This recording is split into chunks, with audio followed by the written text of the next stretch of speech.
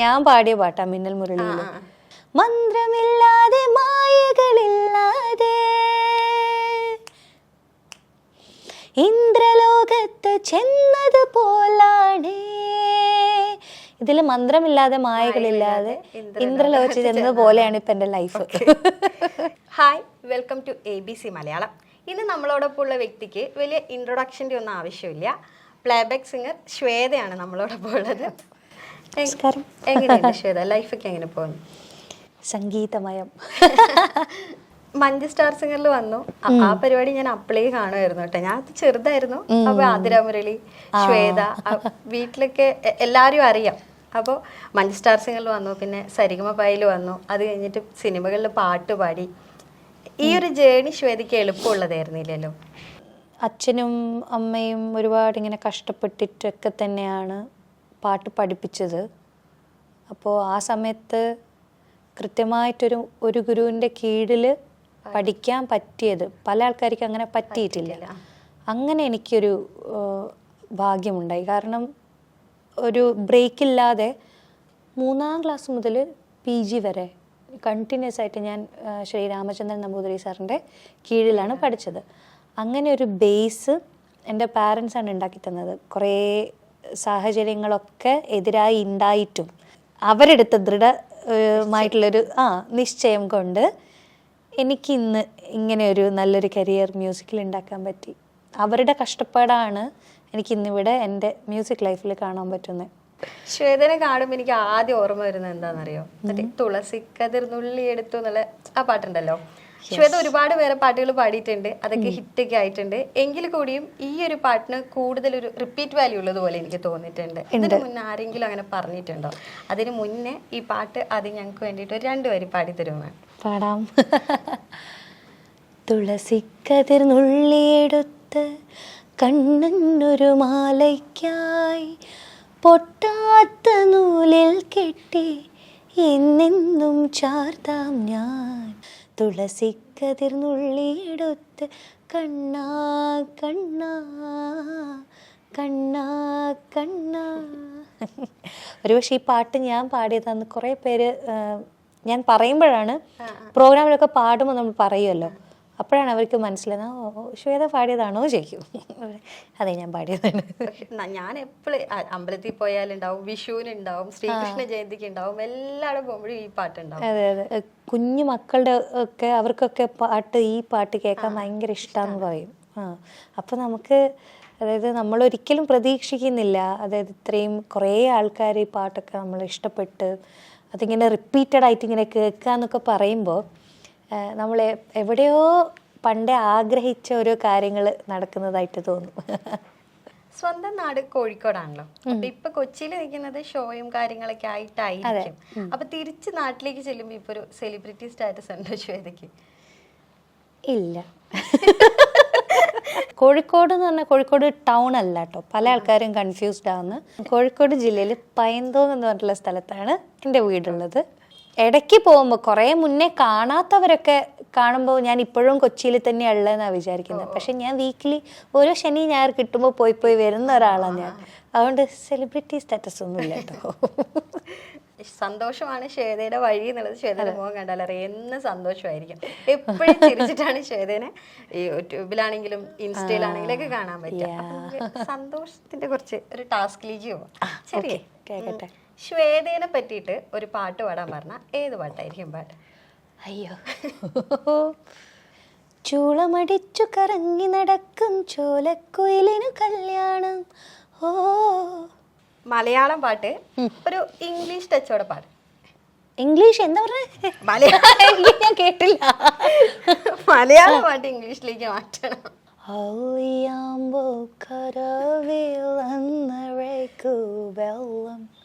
അന്നു നമ്മളൊന്നായി തുറഞ്ചിലെ കൊതുമ്പുവെള്ളം നമ്മുടെ നെഞ്ചിലാകെ അനുരാഗ കറിക്കിൻ വെള്ളം. ഈശ്വരാ, ആൾക്കാർ എന്നെ ഇട്ട് പഞ്ഞിക്കിടും. ചിത്ര ചേച്ചിനെ കാണുമ്പോ ഏത് പാട്ടാണ് ഫസ്റ്റ് ഓർമ്മ വരും? ഒരുപാട് പാട്ടുണ്ടെങ്കിലും വാർമുകിലേ വാനിൽ നീ വന്നു നിന്നാലോർമകളിൽ. ഈ പാട്ട് എനിക്ക് പാടാൻ തോന്നിയിട്ടുണ്ടെങ്കിൽ എന്ന് ഏതെങ്കിലും പാട്ട് കേട്ടപ്പോ തോന്നിയിട്ടുണ്ടോ? അങ്ങനെ ഇല്ല ആക്ച്വലി. പറയാൻ കുറേ പാട്ടുകളുണ്ട്, പക്ഷേ സ്പെസിഫിക് ആയിട്ട് അത് പാട്ട് പാടി വെച്ച ആൾക്കാർ തന്നെ, അതിൽ കൂടുതൽ നമുക്ക് മാറ്റാനൊന്നും ഉണ്ടാവില്ല. യെസ്. നാടിനെ പറ്റി ഓർക്കുമ്പോഴുള്ള പാട്ട് കോഴിക്കോട്. പാടുക സൈഗാൾ പാടൂ നിൻ രാജകുമാരി, പാടി പാടിയുറക്കൂ. ഇനി ലാസ്റ്റ് പ്രേക്ഷകർക്ക് വേണ്ടിയിട്ടൊരു പാട്ട്. പ്രേക്ഷകർ എൻ്റെ പാട്ട് ഇഷ്ടപ്പെട്ടതുകൊണ്ട് ഞാൻ ഹൃദയം എന്ന് പറഞ്ഞിട്ടുള്ള മൂവിയിലുള്ള പാട്ട് തന്നെ പാടാം. നഗുമോ മൂഗനലേനി നാജാലി తెలిసి ఈ నన్ను బ్రోవరాదా